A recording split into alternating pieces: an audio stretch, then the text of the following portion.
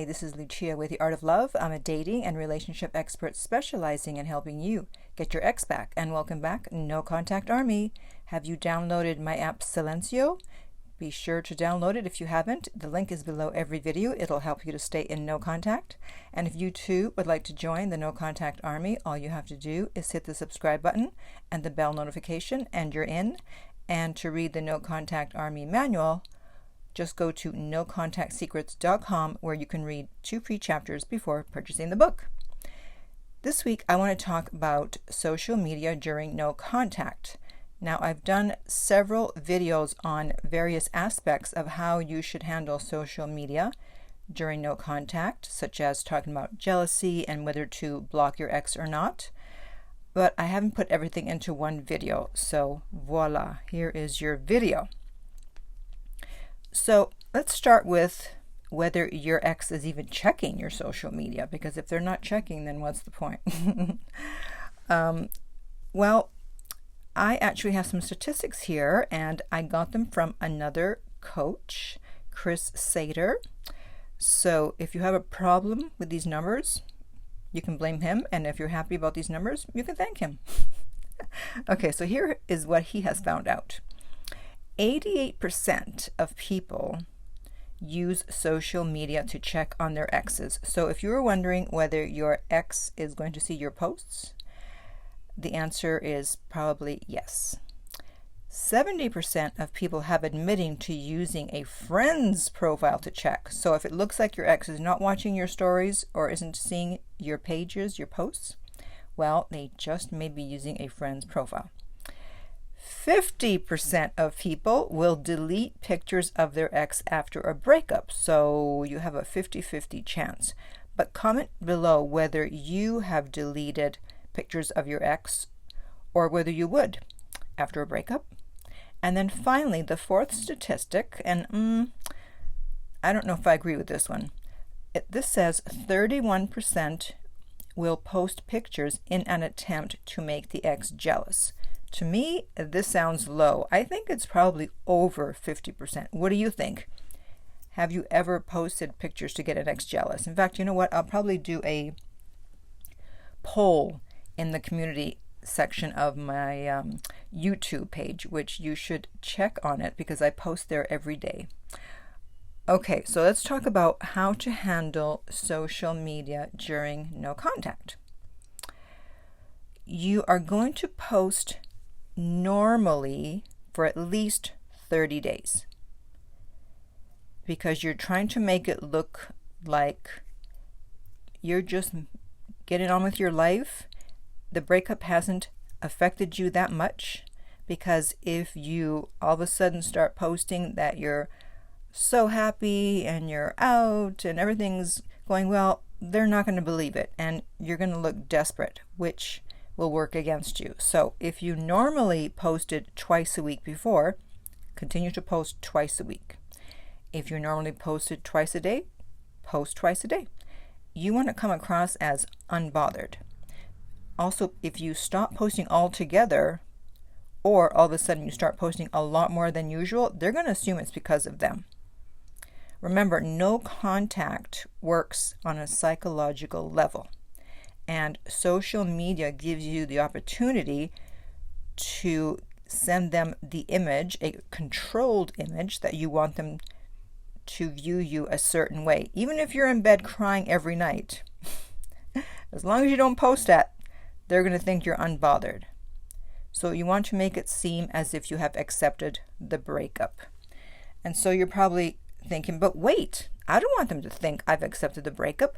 I want them to know I want them back. Listen, they already assume you want them back since you're not the one who initiated the breakup. You don't have to shout it out from your social media.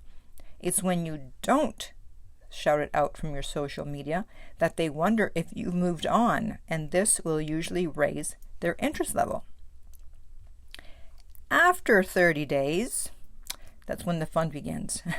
So you can start posting new things, new places, new people, because they're going to be expecting you to post the same old thing, But in posting new things, they're going to associate that with you moving on, especially if it's new people. They'll be like, oh, who's that guy? Who's that girl? And this will raise their interest level, and that's what you need to do if you're going to get them to start thinking about maybe coming back, that maybe they made a mistake, that maybe they miscalculated their feelings for you, and they miscalculated you. So you're going to have your 30 days to hide out and work on yourself. And then after that, post away and show your new body, your new face, your new whatever, your new friends, your new life. Now, what do you do if they like a post? Nothing. That's breadcrumbing. What do you do if they react to your story? Nothing. That's breadcrumbing. What do you do if they post a comment?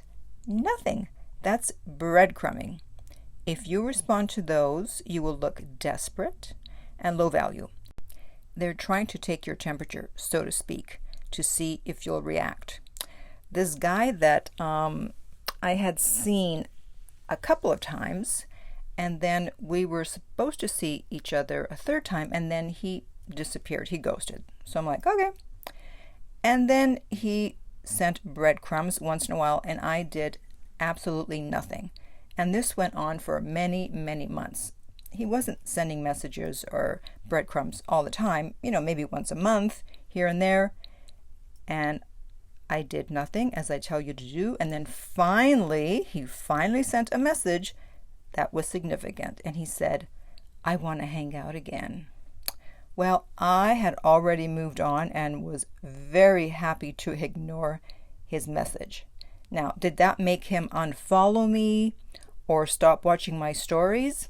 Hell no. He's watching them even more now. Rejection raises interest level, so don't be afraid to ignore. Moving on to another aspect of social media, what about blocking? Should you block them? I've already done several videos on that topic, titled Should You Block Your Ex and When to Block Your Ex on Social Media. So I will put the link up above in the right-hand corner if you're watching this on YouTube. So I suggest you listen to those to get my full view. However, just briefly, I'll say that you should not block or unfriend or unfollow for at least 60 days after the breakup, unless you're going to get triggered by something that you see on their page and it's going to make you reach out. But if you can control yourself, then don't block until at least 60 days have passed. And what about the cryptic messages that people sometimes post? The memes, the posts aimed at their ex? They're already going to assume that anything you post is meant for them. So don't do it. Showing that you're upset is not going to make them come back. If anything, it'll make them stay away. Remember, they don't care about your interest level. They only care about theirs. And by the way, this applies to everybody, not just exes. It applies to relationships and to people that you're dating. The only time that people are concerned about your interest level is if their interest level is high and it seems like yours is going down. But otherwise, you don't have to broadcast your interest level because people don't care. They're just concerned about theirs. And then finally, we have the topic of jealousy. Should you try to make your ex jealous via social media? Again, I've already done a video on that topic and I will post the link above. But basically, the answer is hell yeah. Why not? Why wouldn't you? You'll be missing out on a golden opportunity if you don't. So a brief recap. With social media, you're going to post normally for at least 30 days. After that, you can make some changes. You are not going to respond to breadcrumbs. You're not going to block them until at least 60 days have passed. You're not going to post cryptic messages or memes or posts. And yes, you will absolutely try to make them jealous. So, have I missed anything? Is there something else that you should be doing or should not be doing with social media during no contact? Please post below.